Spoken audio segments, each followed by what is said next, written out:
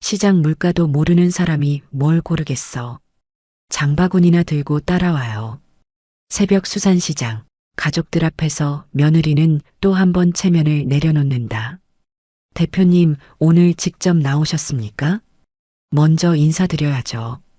그 순간 시장 사람들의 태도가 달라진다.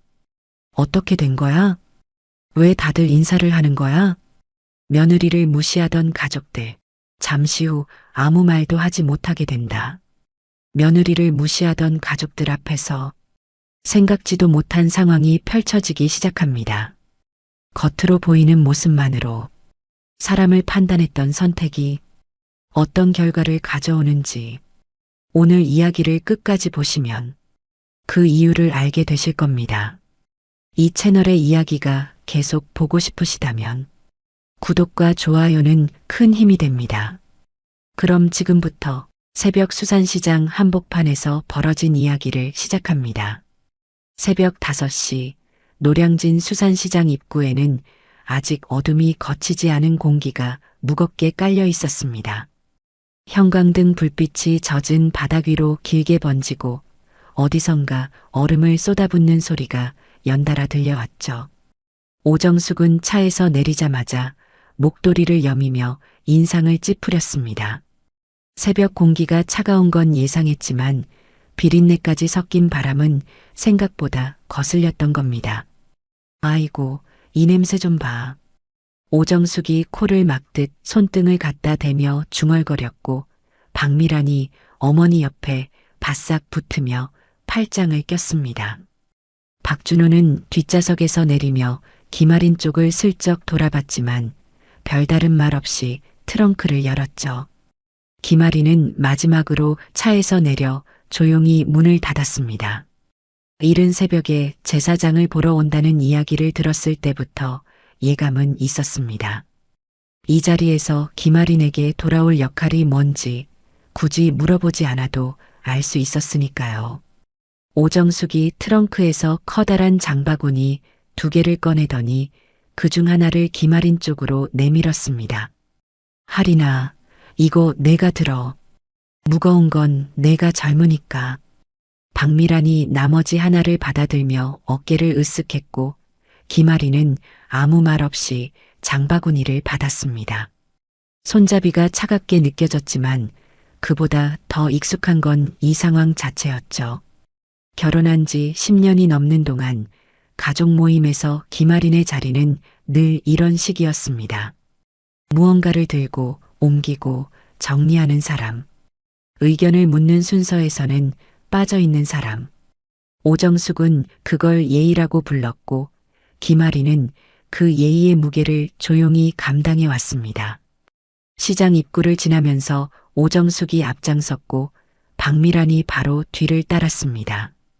박준호는 주머니에 손을 넣은 채 어머니와 누나 사이 어딘가에 서 있었고 김아린은 자연스럽게 가장 뒤에 걸었습니다. 늘 그래왔던 것처럼요. 미란아, 오늘 광어 상태 좋으면 한 마리 더 잡아. 이모네도 줘야 하니까. 오정숙이 걸으면서 박미란에게 말했고 박미란은 고개를 끄덕이며 시장 안쪽을 둘러보았습니다. 엄마, 그런데 여기 물가가 얼마나 할까? 마트에서 살 걸 그랬나? 그러게. 그래도 제사상에 올리는 건 직접 봐야지. 오정숙이 단호하게 말하며 걸음을 옮겼고 그 뒤를 따르던 박미란이 문득 뒤를 돌아보며 김아린을 향해 입을 열었습니다. 하린아, 너 시장은 자주 와봤어? 이런 데서 물건 고르는 거 잘 모르지? 김아린이 대답하기도 전에 박미란이 말을 이었습니다. 괜찮아. 옆에서 보고 있으면 돼. 시장 물가라도 좀 배워두면 나중에 도움이 될 거야. 그 말에 오정숙이 고개를 끄덕이며 보탰습니다. 맞아. 하린이는 집안이라면서 이런 것도 하나씩 익혀야지. 시장 보는 것도 살림의 일부야. 김아린은 장바구니 손잡이를 한번 고쳐 잡으며 짧게 대답했습니다. 네, 어머니. 그 2글자 안에 담긴 것이 무엇인지 이 자리에서 아는 사람은 아무도 없었습니다. 박준호도 마찬가지였죠. 김아린이 어떤 일을 하고 어떤 자리에 서 있는 사람인지 이 가족 안에서 제대로 이야기된 적은 한 번도 없었습니다. 오정숙은 며느리의 직업을 굳이 묻지 않았고 물어도 작은 장사 정도로 가볍게 넘겼습니다. 박준호는 아내의 일을 알고 있었지만 어머니 앞에서 그 이야기를 꺼내는 건 늘 타이밍이 아니었습니다. 그래서 매번 넘어갔고 넘어간 시간이 쌓여 지금 이 새벽 시장까지 온 겁니다. 시장 안쪽은 이미 분주했습니다. 상인들이 물건을 정리하고 얼음 위에 생선을 올려놓으며 하루를 준비하고 있었죠. 형광등 아래로 물기가 번들거렸고 고무장갑을 낀 손들이 빠르게 움직였습니다. 오정숙은 가장 가까운 좌판 앞에 멈춰서서 생선 상태를 살피기 시작했고 박미라는 옆에서 가격표를 훑어보았습니다. 김아리는 두 사람 뒤에 서서 장바구니를 내려놓았습니다. 시장 바닥에 물기가 운동화 밑을 적셨지만 김아린의 시선은 바닥이 아니라 시장 안쪽 어딘가를 향해 있었습니다. 이 시장의 구조를, 이 시장의 사람들을 김아린은 이미 알고 있었습니다. 하지만 그 사실을 지금 이 자리에서 꺼내야 할 이유는 없었죠. 오정숙이 좌판 위 광어를 가리키며 상인에게 말을 걸었습니다. 이거 오늘 들어온 거예요? 상태가 어때요? 상인이 고개를 끄덕이며 대답하려는 순간 그 시선이 오정숙 뒤에 서 있는 김아린 쪽으로 스쳐 지나갔습니다. 아주 짧은 순간이었지만 상인의 표정에 무언가가 달라졌습니다. 놀란 것인지 확인하려는 것인지 분명하지 않은 미세한 변화였죠. 하지만 그 변화를 알아챈 사람은 아무도 없었습니다. 오정숙도 박미란도 박준호도요. 김아린만이 그 시선을 느꼈고 조용히 고개를 한번 끄덕였습니다. 상인은 그 끄덕임을 본 뒤 다시 오정숙 쪽으로 시선을 돌려 아무 일 없다는 듯 설명을 이어갔습니다. 새벽 시장의 소음 속에서 아직 아무것도 시작되지 않은 것처럼 보였습니다.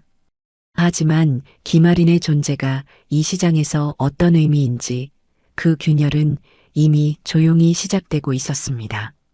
상인이 광어 한 마리를 들어 올리며 오정숙에게 설명을 이어가는 동안 김아린은 반걸음 뒤로 물러나 장바구니를 바닥에 내려놓았습니다.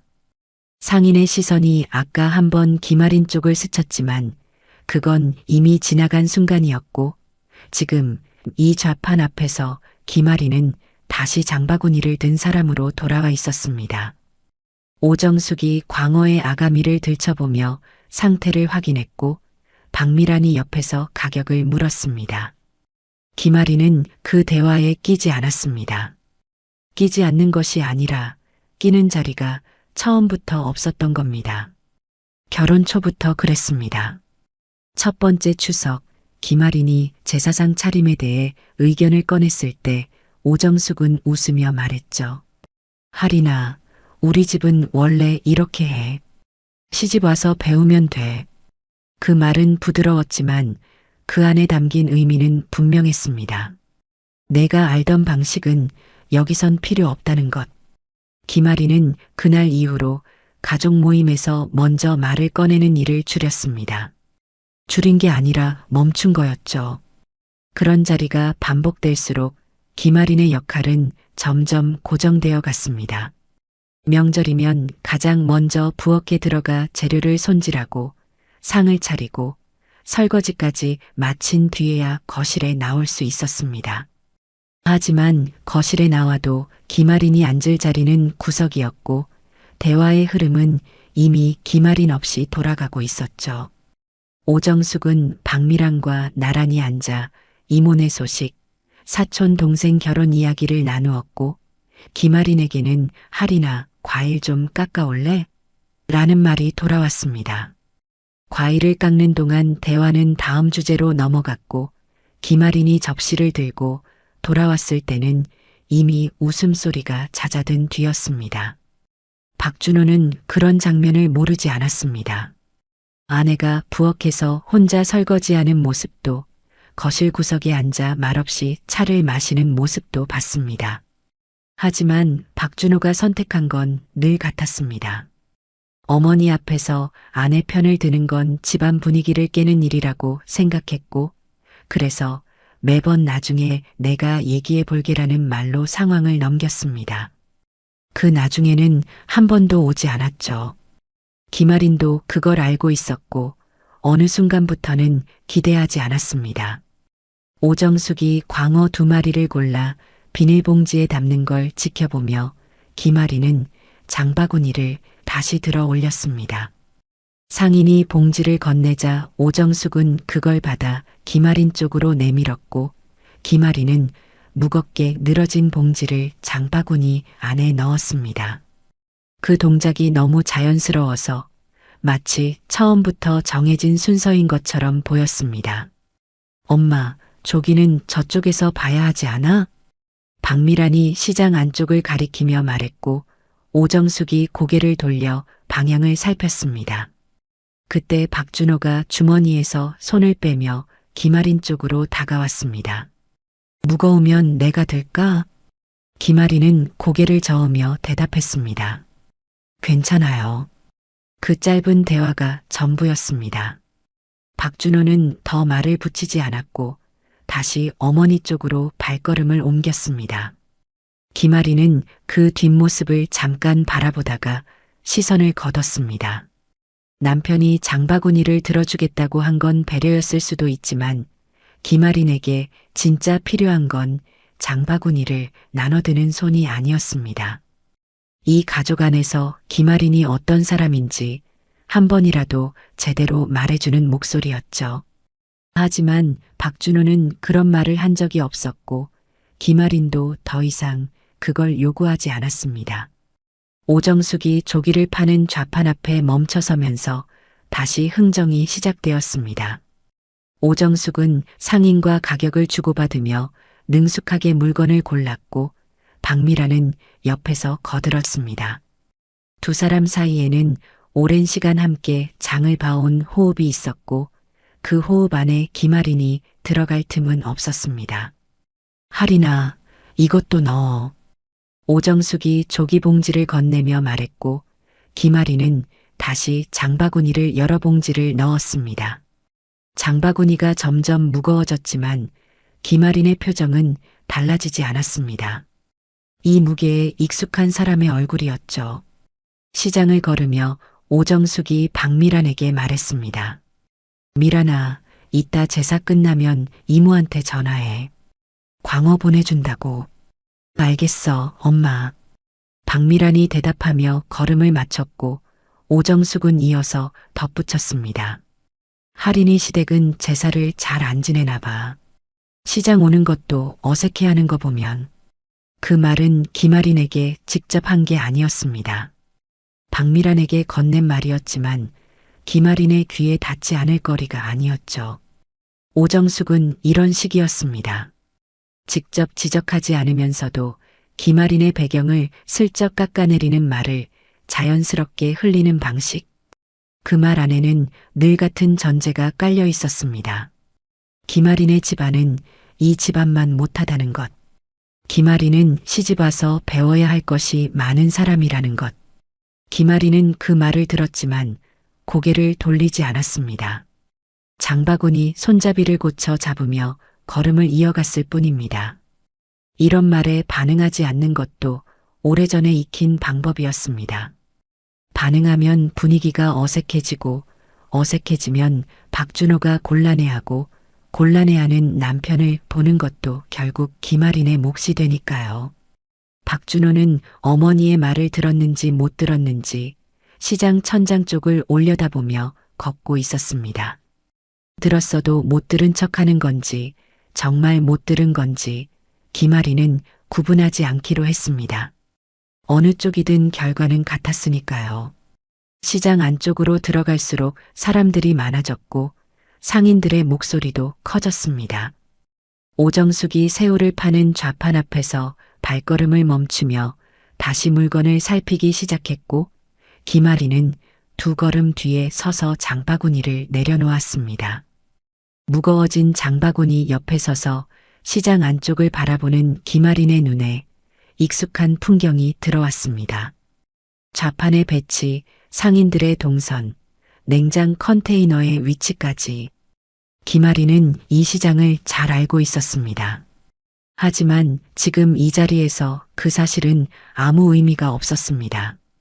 이 가족 앞에서 김아린은 여전히 장바구니를 드는 사람이었고 시장이 처음인 것처럼 보이는 며느리였으니까요.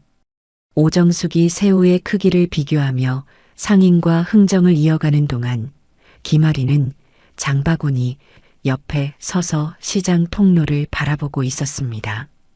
그때 맞은편 좌판에서 갈치를 정리하던 상인 하나가 고개를 들었습니다. 50대 중반쯤 되어 보이는 남자였는데 고무장갑을 낀 손으로 갈치를 얼음 위에 올려놓다가 김아린 쪽을 보더니 동작을 멈췄습니다. 한 박자 뒤 그 상인이 고무장갑을 벗으며 좌판 밖으로 나왔습니다. 대표님 아니세요? 목소리가 꽤 컸습니다. 시장 소음 사이로 또렷하게 들릴 만큼. 김아린이 고개를 돌려 상인을 바라봤고 상인은 반가운 표정으로 빠르게 다가왔습니다. 오정숙이 새우를 고르다 말고 뒤를 돌아봤고 박미란도 시선을 옮겼습니다. 안녕하세요. 김아린이 짧게 인사를 건넸고 상인은 두 손을 앞치마에 훔치며 환하게 웃었습니다. 아이고, 대표님이 이 시간에 직접 나오셨네. 오늘 새벽에 통영에서 물량이 좋게 들어왔어요. 갈치가 특히 상태가 좋습니다. 보실래요? 상인은 자연스럽게 자기 좌판 쪽을 가리키며 김아린에게 설명을 시작했습니다. 갈치의 산지, 오늘 입고된 물량 상태, 지난주 대비 가격 변동까지. 그 말투는 단순히 손님에게 물건을 파는 것이 아니었습니다. 거래처 대표에게 보고하듯 정돈된 방식이었죠. 김아린은 상인의 말에 가볍게 고개를 끄덕이며 갈치 상태를 훑어보았습니다. 눈이 맑은지, 비늘 상태가 어떤지, 배 쪽 탄력은 어떤지를 손끝으로 짧게 확인한 뒤 상인에게 말했습니다. 상태 괜찮네요. 이 정도면 유통 넣어도 되겠어요. 상인이 고개를 끄덕이며 대답했습니다. 그럼요. 대표님 거래처 기준이면 충분하죠. 혹시 오늘 발주 넣으실 거예요? 오늘은 개인적으로 온 거예요. 제사 장 보러. 김아린이 뒤쪽을 가볍게 가리키며 말하자 상인이 그제야 오정숙과 박미란 쪽을 발견한 듯 고개를 숙여 인사했습니다. 네. 가족분들이시구나. 실례했습니다. 상인이 물러나며 자기 좌판으로 돌아갔고 김아린은 다시 장바구니가 있는 쪽으로 걸음을 옮겼습니다. 그 짧은 대화가 끝난 뒤 시장의 소음이 다시 빈자리를 메웠습니다. 하지만 오정숙의 표정에는 작은 물음표가 떠올라 있었죠. 하리나, 저 사람이 너 아는 사람이야? 오정숙이 새우 봉지를 받아들며 물었고 김아린은 담담하게 대답했습니다. 네, 거래처 쪽에서 인사드린 적 있는 분이에요. 거래처? 오정숙이 되물었지만 그 안에 진짜 궁금함은 없었습니다. 확인하려는 것도 아니었고 그저 낯선 상황이 눈앞에서 벌어졌으니 한마디 던져본 것에 가까웠죠. 김아린의 대답이 돌아오기도 전에 오정숙은 이미 새우 봉지를 김아린에게 내밀고 있었습니다. 그래, 뭐 시장에서 물건 사다 보면 아는 사람도 생기지. 오정숙은 그렇게 정리했습니다. 며느리가 상인 한 명과 아는 사이라는 것, 그건 오정숙에게 특별한 의미가 아니었습니다. 시장에 자주 다니는 사람이라면 단골 상인쯤은 있을 수 있다고 그 정도로 받아들인 거였죠. 상인이 김아린을 대표님이라고 부른 것도 오정숙의 귀에는 크게 걸리지 않았습니다. 요즘은 가게 하나 운영해도 대표라고 부르니까 그 정도로 생각한 겁니다. 박미라는 좀 더 직접적이었습니다. 하리나, 너 시장에 자주 와? 여기 단골이야? 일 때문에 가끔 와요. 김아린이 짧게 대답했고 박미라는 고개를 갸웃하다가 금방 관심을 거뒀습니다. 며느리의 일이 정확히 뭔지 깊이 궁금해한 적이 없는 건 박미란도 마찬가지였으니까요. 엄마, 저쪽에 전복도 있는데 볼까? 박미란이 화제를 돌렸고 오정숙이 고개를 끄덕이며 발걸음을 옮겼습니다. 방금 전 상인과의 짧은 만남은 그렇게 대수롭지 않은 에피소드로 처리되었습니다. 오정숙의 머릿속에서 김아리는 여전히 장바구니를 드는 며느리였고 상인이 보여준 태도는 시장에서 흔히 있는 일로 정리된 겁니다. 박준호는 달랐습니다. 아내와 상인 사이의 대화를 옆에서 지켜보며 무언가 걸리는 것이 있었습니다. 상인이 김아린에게 물량과 가격을 보고하듯 설명한 방식, 김아린이 갈치 상태를 확인하던 손동작의 능숙함, 가리고 유통 넣어도 되겠다는 판단. 그건 시장에 가끔 장 보러 오는 사람의 태도가 아니었습니다. 박준호는 아내가 수산물 관련 일을 한다는 걸 알고 있었지만 현장에서 그 모습을 직접 본 건 처음이었죠. 그래서 시장 통로를 걸으면서 김아린 쪽을 한 번 더 돌아봤습니다. 하지만 김아린은 그 시선을 받지 않았고 여전히 장바구니를 들고 가족 뒤를 따르고 있었습니다. 전복 좌판 앞에서 오정숙이 다시 멈춰섰습니다. 상인이 전복을 한 웅큼 들어 보여주며 가격을 불렀고 오정숙은 비싸다며 손사래를 쳤습니다. 박미란이 옆에서 다른 크기를 가리키며 비교를 시작했고 흥정이 다시 이어졌습니다. 김아리는 두 걸음 뒤에 서서 그 장면을 조용히 지켜보았습니다. 시장의 형광등 불빛 아래에서 김아린의 표정은 변하지 않았습니다. 방금 상인 한 명이 알아본 것쯤은 이 가족에게 아무런 파장도 만들지 못했고 오정숙의 판단은 여전히 단단했습니다. 며느리는 며느리일 뿐이라는 그 오래된 전제는 상인의 인사 한 번으로 흔들릴 만큼 가볍지 않았으니까요. 하지만 시장 안쪽으로 갈수록 통로는 좁아졌고 좌판 사이를 오가는 상인들의 수는 많아지고 있었습니다. 김아리는 전복 좌판 너머로 이어지는 시장 깊은 안쪽을 한번 바라보았습니다. 그 시선 끝에 무엇이 있는지 아직은 이 가족 중 아무도 모르고 있었습니다. 전복 흥정이 끝나고 오정숙이 봉지를 김아린에게 건네는 순간 옆 좌판에서 고등어를 정리하던 여자 상인이 고개를 들었습니다. 40대 후반쯤 되어 보이는 상인이었는데 김아린을 보자마자 얼굴이 환해지며 장갑을 벗었습니다. 어머, 김 대표님, 여기서 뵙네요. 여자 상인이 좌판 밖으로 나오며 반갑게 인사했고 김아린은 가볍게 고개를 숙여 인사를 받았습니다. 상인은 오정숙과 박미란 쪽을 잠깐 살핀 뒤 김아린에게 말을 이었습니다. 대표님, 지난번에 얘기하신 고등어 물량건 목포 쪽에서 이번 주 안에 확정 연락 온다고 했어요. 가격도 지난 시즌보다 괜찮게 나올 것 같아요. 네, 알겠습니다. 확정되면 사무실로 연락 주세요. 김아린이 담담하게 대답하자 상인이 고개를 끄덕이며 물러났습니다. 하지만 그 대화가 끝나기도 전에 통로 건너편 좌판에서 멸치를 분류하던 남자 상인이 김아린을 발견하고 손을 들어 인사했습니다. 김 대표님, 잠깐만요. 남자 상인이 빠른 걸음으로 다가오더니 주머니에서 접힌 종이를 꺼냈습니다. 지난주에 말씀하셨던 건조 멸치 단가표예요. 정리해서 드리려고 했는데 마침 잘 됐네요. 이번 물량이 작년보다 좀 줄었거든요. 확인 한번 부탁드려요. 김아린이 종이를 받아 잠깐 훑어본 뒤 고개를 끄덕였습니다. 감사합니다. 이건 확인하고 다음 주에 연락드릴게요. 상인이 허리를 살짝 숙이며 돌아갔고 김아리는 접힌 종이를 외투 주머니에 넣었습니다. 그 짧은 시간 동안 오정숙의 표정이 미묘하게 달라져 있었습니다.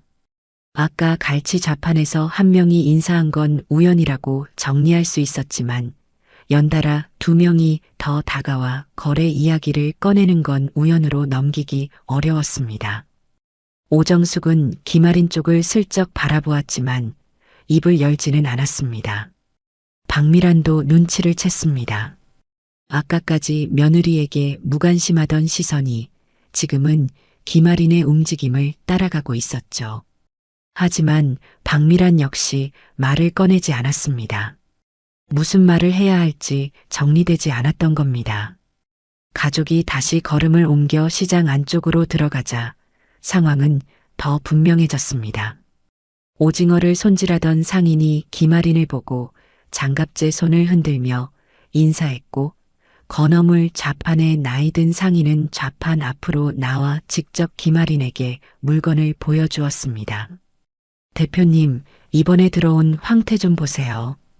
대표님네 납품 기준에 맞을 것 같아서 따로 빼놨어요. 상인이 비닐을 열어 황태를 꺼내 보여주며 설명했고 김아리는 황태의 상태를 손으로 확인한 뒤 짧게 대답했습니다. 상태 좋네요. 이건 월요일에 사무실에서 정리할게요. 상인이 고개를 숙이며 물러났고 김아리는 다시 가족 쪽으로 돌아왔습니다. 이제 시장 통로를 걸을 때마다 상인들의 시선이 김아린에게 모이고 있었습니다. 인사를 건네는 사람, 멀리서 고개를 숙이는 사람, 자기 좌판 앞에 좋은 물건을 꺼내놓으며 김아린이 지나가기를 기다리는 사람까지. 이 시장에서 김아린은 장바구니를 든 며느리가 아니었습니다. 거래 일정과 물량을 조율하는 사람이었고 상인들이 먼저 다가와 상태를 보고하는 위치에 있는 사람이었습니다. 오정숙의 걸음이 조금 느려졌습니다. 앞만 보고 걷던 발걸음이 슬쩍 김아린 쪽을 의식하는 리듬으로 바뀌었죠. 하지만 오정숙은 여전히 입을 열지 않았습니다. 상인 한 명이 인사했을 때는 우연이라고 정리했고 두 명까지는 단골이라고 넘겼습니다. 하지만 지금은 좌판마다 김아린을 알아보는 사람이 나타나고 있었고 그들이 건네는 말의 내용은 시장 단골에게 하는 인사가 아니었습니다. 물량, 단가, 납품 일정. 그 단어들이 오정숙의 귀에도 들어오고 있었지만 그걸 어떻게 받아들여야 하는지 오정숙은 아직 판단하지 못한 상태였습니다. 박준호는 한 걸음 뒤에서 그 장면들을 전부 지켜보고 있었습니다. 아내가 상인들에게 인사를 받는 모습, 물건 상태를 확인하는 능숙한 손길, 짧고 정확하게 일정을 조율하는 말투.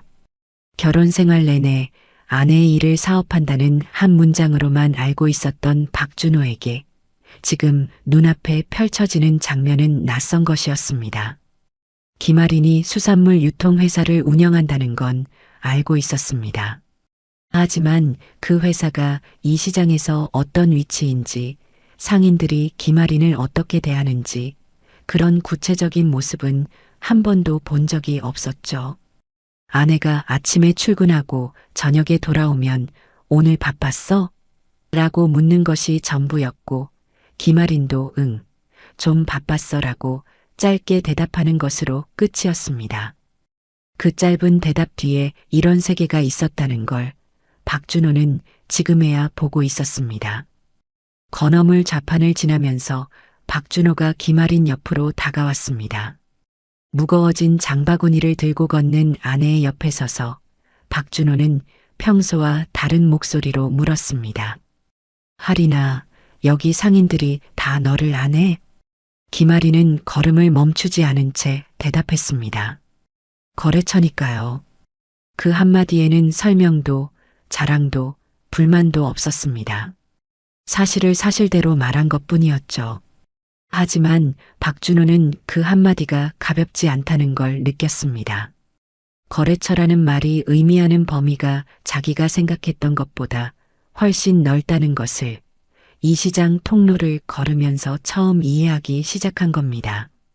앞에서 걷던 오정숙이 다음 좌판 앞에 멈춰서며 뒤를 돌아보았습니다. 오정숙의 시선은 김아린에게 잠깐 멈추었다가 다시 좌판이 물건으로 옮겨갔습니다. 아직 아무 말도 하지 않았지만 오정숙의 표정에는 아까까지 없던 것이 하나 생겨 있었습니다. 확신이 흔들리는 사람 특유의 입술을 다무는 표정이었죠. 하지만 오정숙은 그 흔들림을 드러내지 않은 채 상인에게 먼저 말을 걸었고 시장의 소음이 다시 그 위를 덮었습니다. 오정숙이 좌판 위 해삼을 살피며 상인과 가격을 주고받는 사이 시장 안쪽 통로 끝에서 누군가 빠른 걸음으로 다가오고 있었습니다. 60대 초반의 남자였는데 회색 점퍼에 깔끔한 면바지를 입고 있었고 목에는 상인의 명찰이 걸려 있었죠. 남자는 김아린을 발견하자 걸음을 더 빠르게 옮기며 손을 들어 올렸습니다. 아이고, 김 대표님. 목소리가 시장 통로에 크게 울렸고 주변 상인 몇 명이 고개를 돌렸습니다. 오정숙도 흥정을 멈추고 소리가 난 쪽을 바라봤죠. 남자가 김아린 앞에 도착하더니 두 손으로 김아린의 손을 잡으며 말했습니다. 대표님이 이 시간에 직접 오실 줄은 몰랐네요. 연락을 주시지 제가 나와서 모셨을 텐데. 김아린이 조용히 웃으며 대답했습니다. 이태수 회장님, 오늘은 일로 온 게 아니에요. 집안 제사 장 보러 왔어요. 이태수라 불린 남자는 상인회장이었습니다. 김아린의 말에 고개를 끄덕이면서도 잡은 손을 쉽게 놓지 않았고 표정에는 단순한 인사 이상의 존중이 담겨 있었습니다. 이태수가 김아린 뒤에 서 있는 오정숙과 박미란, 박준호를 차례로 살피더니 허리를 숙여 인사했습니다. 가족분들이시군요. 반갑습니다. 저는 이 시장 상인회장 이태수라고 합니다. 오정숙이 어색하게 고개를 끄덕였고 박미라는 입을 다문 채 상인회장의 명찰을 바라보았습니다. 이태수는 다시 김아린 쪽으로 몸을 돌리며 말을 이었습니다. 대표님, 지난달에 도입한 전산 시스템 말이에요. 상인들 반응이 정말 좋습니다. 입출고 확인이 간편해졌다고 다들 고마워하고 있어요. 그건 상인분들이 잘 적응하신 거예요. 저희는 시스템만 제안한 거니까요. 김아린이 겸손하게 답했지만 이태수는 고개를 가로저으며 말했습니다. 아니에요, 대표님. 솔직히 말하면 이 시장이 지금처럼 돌아가는 게 김 대표님 덕분인 거 다 알아요. 유통구조 정리해 주시고 산지 직거래 라인도 대표님이 연결해 주신 거잖아요. 예전에는 중간 단계가 많아서 가격이 올라갈 수밖에 없었는데 대표님이 정리해 주신 뒤로 상인들 마진이 좋아졌어요. 이태수의 말이 이어지는 동안 시장 통로에 미묘한 변화가 생겼습니다. 주변 좌판의 상인 몇 명이 하던 일을 멈추고 이쪽을 바라보고 있었고 그중 한 명은 김아린을 향해 가볍게 목례를 했습니다. 상인회장이 직접 나와 대화하는 장면 자체가 이 시장에서 흔한 일이 아니라는 걸 그 시선들이 말해주고 있었죠. 오정숙은 이태수의 말을 한 글자도 놓치지 않고 듣고 있었습니다. 유통구조, 산지 직거래, 시스템 도입. 그 단어들은 오정숙이 평소에 쓰는 말이 아니었지만 그 안에 담긴 의미는 이해할 수 있었습니다. 며느리가 이 시장에서 물건을 사는 사람이 아니라 이 시장이 돌아가는 방식 자체에 관여하고 있다는 것.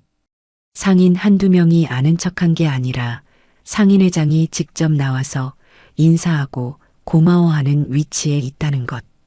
오정숙은 해삼 좌판 앞에 선 채로 이제서야 아까부터 이어진 장면들을 하나로 연결하기 시작했습니다. 이태수가 김아린에게 한 발짝 다가서며 목소리를 낮추어 말했습니다. 대표님, 다음 달 상인회 정기 모임에 한 번만 더 와주실 수 있을까요? 대표님이 제안하신 공동 구매권, 상인들이 직접 이야기를 듣고 싶어 해요. 일정 확인해보고 연락드릴게요. 김아린이 짧게 대답하자 이태수가 고개를 깊이 숙이며 물러났습니다. 네, 감사합니다. 가족분들과 좋은 시간 보내세요. 이태수가 돌아서서 시장 안쪽으로 걸어가는 동안 통로에 잠깐 생겼던 정적이 천천히 풀렸습니다. 상인들이 다시 자기 자리로 돌아가 물건을 정리하기 시작했고 시장의 일상적인 소음이 되돌아왔습니다. 하지만 오정숙의 안에서는 소음이 돌아오지 않았습니다. 오정숙은 해삼 좌판 앞에 서서 움직이지 않았습니다. 손에 들고 있던 비닐봉지를 내려놓지도 다음 좌판으로 걸음을 옮기지도 않았죠. 오정숙의 시선은 이태수가 사라진 통로 끝에 잠깐 머물렀다가 천천히 김아린 쪽으로 옮겨갔습니다. 그 시선에는 아까까지 있던 가벼운 무시도 별것 아니라는 태도도 남아있지 않았습니다. 대신 그 자리에 생긴 건 자신이 모르고 있던 것이 생각보다 크다는 걸 깨달은 사람의 당혹감이었습니다. 하리나. 오정숙이 김아린을 불렀습니다. 목소리가 평소보다 한 톤 낮았죠. 네, 어머니. 김아린이 고개를 돌려 오정숙을 바라봤습니다. 너 여기서 꽤 큰 일을 하는 거야? 오정숙의 질문은 짧았지만 그 안에는 여러 겹의 감정이 섞여 있었습니다.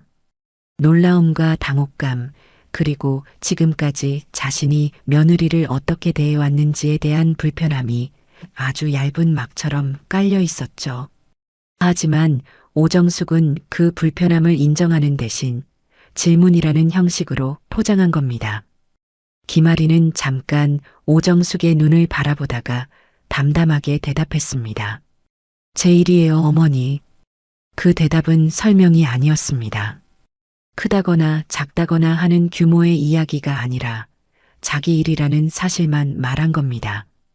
오정숙은 그 대답에 더 묻지 않았습니다. 뭘 더 물어야 하는지, 물어도 되는 건지 그 판단이 서지 않았던 거죠. 박미라는 어머니 옆에 서서 입술을 꾹 다물고 있었습니다. 아까까지 며느리에게 시장 물가나 배우라고 했던 자신의 말이 이 상황 위에 얼마나 엇나간 것이었는지를 이제야 느끼고 있었습니다. 하지만 그걸 입 밖으로 꺼내기엔 박미란의 자존심이 허락하지 않았죠. 박준호는 아내의 옆에 서서 말없이 시장 통로를 바라보고 있었습니다. 상인회장이 직접 나와서 아내에게 인사하고 시장 운영에 대해 감사를 전하는 장면. 그건 박준호가 알던 아내의 모습과 너무 달랐습니다. 매일 저녁 퇴근하고 돌아오면 조용히 식탁을 정리하고 가족 모임에서 장바구니를 들고 뒤에 서 있던 사람이 이 시장에서는 상인회장이 두 손으로 잡고 인사하는 사람이었다는 것. 박준호는 그 간극 앞에서 무슨 말을 해야 할지 몰랐고 그래서 아무 말도 하지 못했습니다. 시장의 형광등이 여전히 젖은 바닥 위로 빛을 쏟고 있었고 상인들의 목소리가 통로를 채우고 있었습니다. 그 소음 속에서 오정숙의 침묵은 평소와 달리 무거웠고 김아리는 장바구니를 다시 들어 올리며 다음 좌판 쪽으로 시선을 옮겼습니다. 김아린이 장바구니를 들고 다음 좌판 쪽으로 걸음을 옮기자 꽃게를 정리하던 상인이 고개를 들었습니다. 상인은 김아린을 보자마자 손에 들고 있던 꽃게를 내려놓고 좌판 안쪽으로 들어가더니 별도로 분류해둔 상자를 꺼내왔습니다. 대표님, 이거 오늘 새벽에 태안에서 직송된 건데요. 아직 좌판에 안 올린 물량이에요. 살이 꽉 차 있어서 제사상에 올리시기 딱 좋을 겁니다. 상인이 상자를 열어 보여주며 말했고 김아리는 꽃게 상태를 잠깐 살핀 뒤 고개를 끄덕였습니다. 상인은 바로 비닐봉지를 꺼내 큰 것들로 골라 담기 시작했죠. 오정숙이 그 장면을 옆에서 지켜보고 있었습니다. 아까까지는 직접 좌판 앞에 서서 물건을 고르고 흥정하던 오정숙이 지금은 한 발짝 뒤로 물러나 상인과 김아린 사이의 거래를 바라보고만 있었습니다. 상인이 봉지를 묶으며 김아린에게 말했습니다. 가격은 신경 쓰지 마세요. 대표님한테는 도매가로 드릴게요. 아니에요. 오늘은 개인장이니까 정가로 주세요. 김아린이 단호하게 말하자 상인이 머쓱한 듯 웃으며 고개를 끄덕였습니다. 봉지를 건네받은 김아린이 장바구니에 넣으려는 순간 맞은편 좌판에서 조개를 팔던 상인도 다가왔습니다. 대표님, 저쪽에 바지락 새로 들어왔는데 제가 좋은 것으로 골라놓을까요? 괜찮아요. 오늘은 여기까지만 볼게요. 김아린이 사양하자 상인이 아쉬운 표정으로 물러났습니다. 하지만 그 모습을 지켜보던 박미란의 안에서는 무언가가 바뀌고 있었습니다. 아까 상인회장이 나타났을 때 느낀 당혹감이 지금은 다른 형태로 변해 있었죠. 상인들이 김아린에게 좋은 물건을 먼저 내놓고 가격도 따로 챙겨주겠다고 하는 장면을 보면서 박미란은 어떤 계산을 하고 있었습니다. 박미란이 김아린 옆으로 다가왔습니다. 아까까지와는 다른 걸음이었죠. 시장 입구에서 며느리에게 시장 물가나 배우라고 했던 사람의 걸음이 아니라 무언가를 부탁하려는 사람의 조심스러운 걸음이었습니다. 하리나. 박미란이 김아린을 불렀고 김아린이 고개를 돌렸습니다. 저기 아까 그 상인회장님이 너한테 꽤 잘해주던데 혹시 제사 음식 말고 우리 엄마가 이모네 보내려는 광어도 좀 더 좋은 걸로 바꿔달라고 할 수 있어? 아까 산 것도 괜찮긴 한데 여기 상인들이 너한테 좋은 물건 먼저 보여주는 것 같으니까. 박미란의 말투는 부드러웠지만 그 안에 담긴 것은 분명했습니다. 며느리의 위치를 이용해서 더 나은 물건을 얻겠다는 계산이었죠. 1시간 전만 해도 김아린에게 장바구니를 맡기며 심부름꾼 취급을 하던 사람이 지금은 김아린의 영향력에 기대려 하고 있었습니다. 그 전환이 너무 빨랐고 너무 자연스러웠습니다. 마치 처음부터 그래왔던 것처럼요. 김아린은 박미란의 얼굴을 잠깐 바라보았습니다. 그 시선 안에서 여러 장면이 스쳐 지나갔습니다. 첫 명절에 부엌에서 혼자 설거지하던 새벽 거실 구석에서 대화에 끼지 못하고 차만 마시던 오후 시장 물가라도 배워라고 했던 1시간 전의 목소리까지 그 모든 순간에 김아린은 이 가족 안에서 가장 아래에 놓인 사람이었고 그 자리를 벗어나려 하지 않았습니다. 벗어나지 않은 게 아니라 벗어날 이유를 만들지 않으려 했던 겁니다. 가족이니까, 남편의 가족이니까 그 한 가지 이유로 참아왔던 시간이 지금 이 순간 한꺼번에 떠올랐습니다. 언니, 그건 제가 따로 부탁드릴 일은 아닌 것 같아요. 김아린이 조용히 대답했습니다. 거절이었지만 목소리에 날은 없었습니다. 다만 아까까지 오정숙의 모든 지시에 네, 어머니로 대답하던 사람과는 분명히 다른 어조였죠. 박미라는 예상 밖의 대답에 입을 다물었습니다. 오정숙은 두 사람의 대화를 듣고 있었지만 끼어들지 않았습니다. 평소였다면 미란이가 부탁하는 건데라며 한마디 보탰을 테지만 지금 오정숙의 안에는 아까와 같은 확신이 남아있지 않았습니다. 상인회장이 두 손으로 김아린의 손을 잡으며 감사를 전하던 장면이 오정숙의 머릿속에 계속 남아 있었던 겁니다. 김아린은 다시 장바구니를 들어 올렸습니다. 무거웠지만 무게 자체가 문제는 아니었습니다. 이 장바구니를 들고 가족 뒤를 따라온 시간, 의견을 묻지 않는 자리에서 조용히 역할만 수행한 시간, 그 시간의 무게가 장바구니보다 훨씬 무거웠습니다. 김아린은 그 무게를 지금까지 감당해왔고 감당하는 것이 가족 안에서 자신이 할 일이라고 생각해왔습니다. 하지만 오늘 이 시장에서 그 생각에 금이 가기 시작했습니다. 시장 상인들은 김아린을 알아보았고 존중했고 먼저 다가왔습니다. 이 시장에서 김아리는 능력 있는 사업가였고 거래 구조를 바꾼 사람이었고 상인회장이 직접 감사를 전하는 사람이었습니다. 하지만 이 가족 안에서 김아리는 여전히 장바구니를 드는 사람이었고 시장이 처음인 것처럼 취급받는 며느리였습니다. 그 두 세계 사이의 간극을 김아리는 오늘 처음으로 동시에 마주하고 있었습니다. 시장 출구 쪽으로 방향을 돌리며 오정숙이 앞장서 걸었고 박미란이 뒤를 따랐습니다. 박준호는 김아린 옆에 서서 걸었지만 말이 없었죠. 김아리는 장바구니를 바꿔들며 시장 통로를 걸었습니다. 형광등 아래로 상인들의 인사가 여전히 이어졌고 김아리는 그 인사에 가볍게 고개를 숙여 답했습니다. 걸으면서 김아린의 시선이 앞서 걷는 오정숙의 뒷모습에 잠깐 머물렀습니다. 10년 넘게 따라온 그 뒷모습 뒤에서 김아리는 늘 한 발짝 뒤에 있었습니다. 그 거리가 예의라고 며느리의 자리라고 생각했습니다. 하지만 지금 이 순간 김아린의 발걸음은 평소보다 느렸고 그 느린 걸음 안에는 지금까지 한 번도 꺼내지 않았던 질문이 자라나고 있었습니다.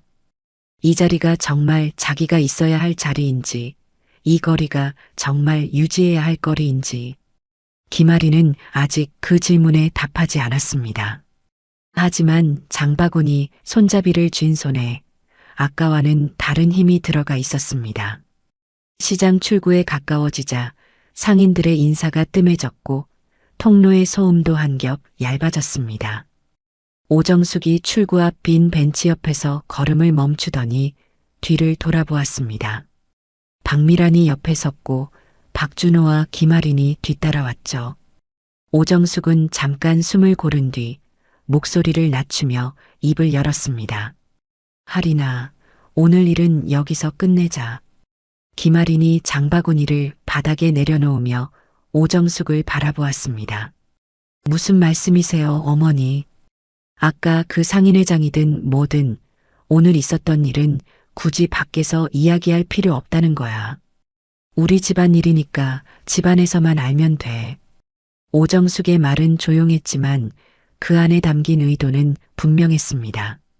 오늘 시장에서 벌어진 일, 상인들이 김아린에게 보여준 태도, 상인회장이 건넨 감사 인사, 그 모든 것을 가족 안에 묻어두겠다는 뜻이었죠.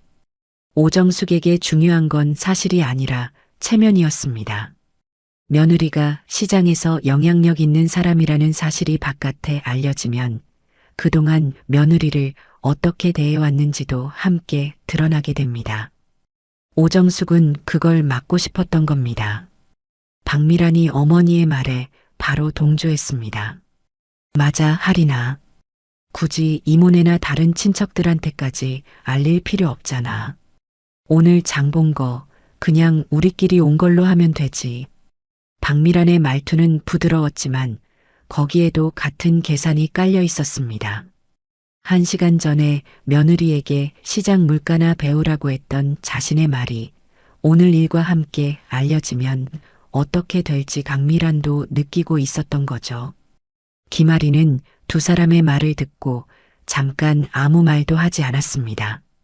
시장 출구 쪽에서 불어오는 새벽바람이 외투깃을 스쳤고 멀리서 얼음 쏟는 소리가 들려왔습니다.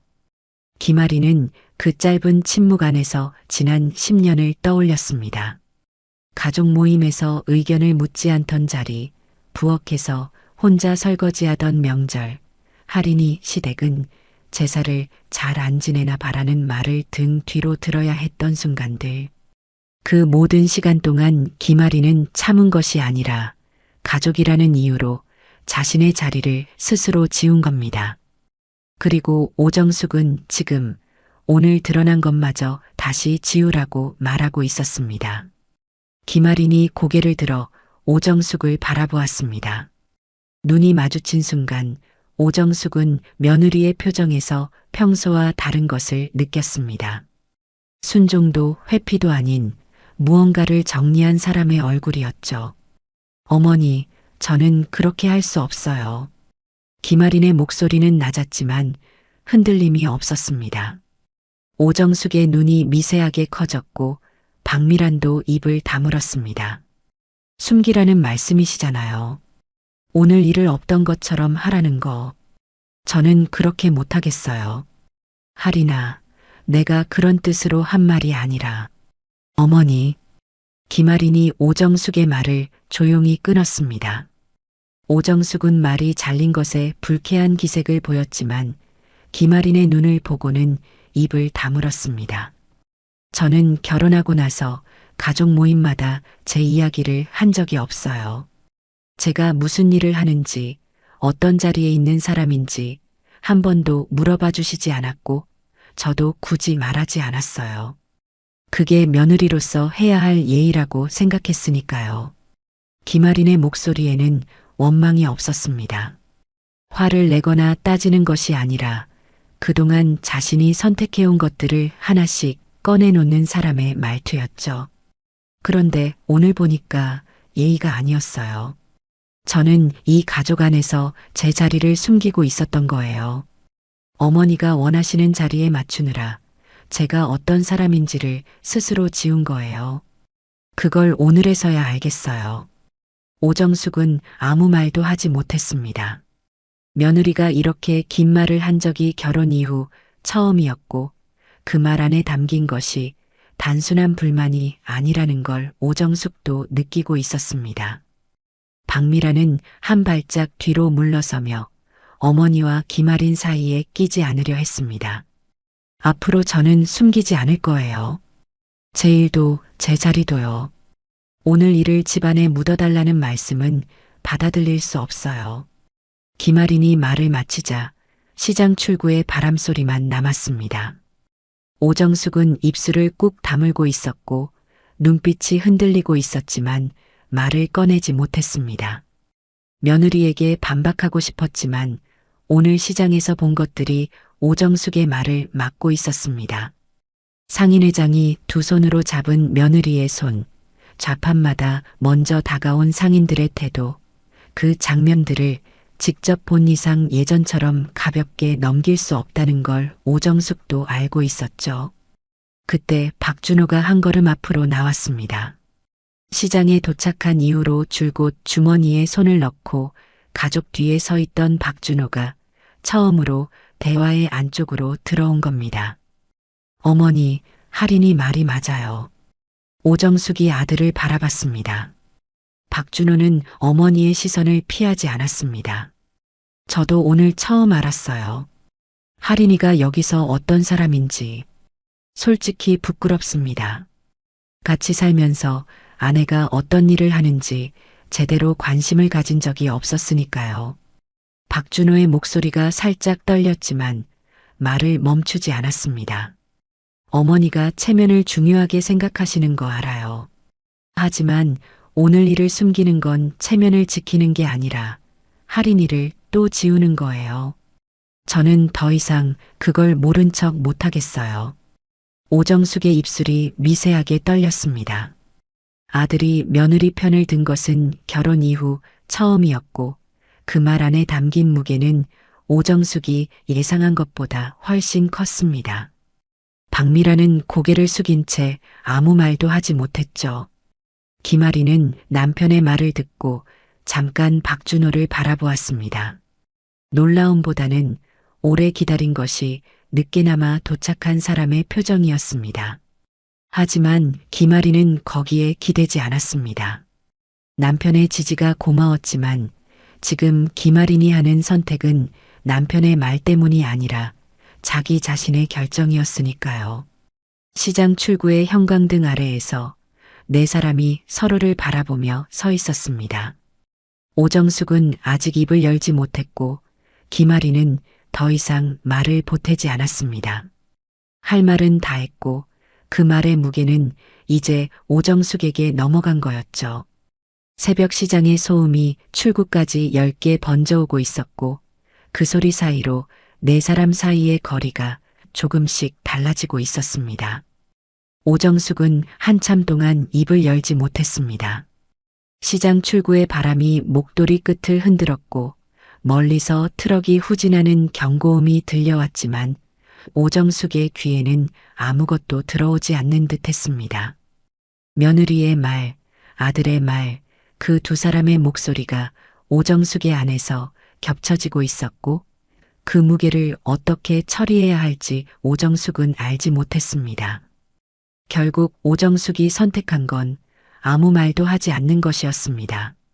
고개를 돌려 주차장 쪽으로 걸음을 옮기기 시작했고 박미란이 어머니를 따라 반걸음 뒤에서 걸었습니다. 네 사람은 말없이 주차장까지 걸었습니다. 아까 시장으로 들어올 때와 같은 순서였지만 그 안의 공기는 완전히 달랐죠. 오정숙이 앞장서고 박미란이 뒤따르는 건 같았지만 오정숙의 걸음에는 아까의 여유가 없었습니다. 등이 살짝 굽어 있었고 발걸음이 평소보다 빨랐습니다. 불편한 자리에서 빨리 벗어나고 싶은 사람의 걸음이었죠. 차 앞에 도착하자 박준호가 트렁크를 열었고 김아린이 장바구니를 내려 트렁크 안에 넣었습니다.